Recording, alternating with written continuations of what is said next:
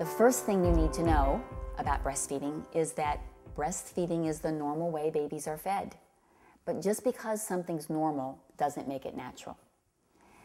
Breastfeeding is a learned skill, and just like any other skill you're doing for the first time, it requires some patience, some practice, and sometimes some perseverance, depending upon the barriers that you encounter along the way. How long you plan to breastfeed is really your decision to make.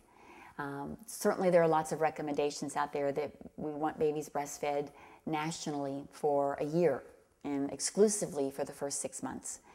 But the bottom line is, no mother breastfeeds a baby for 10 months until she breastfeeds for 10 weeks. And no baby breastfeeds for 10 weeks until they breastfeed for 10 days. So what we're going to talk about a lot is 10 days, because 10 days is that tedious part in the very beginning when moms and babies are trying to get off to a good start, when there are lots of barriers in the way following labor and birth and so forth.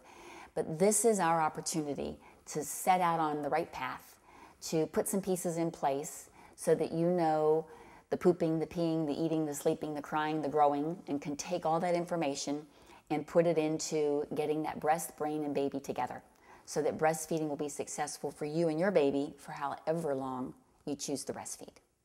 I just always assumed that breastfeeding was the only way to go and my only option that I had.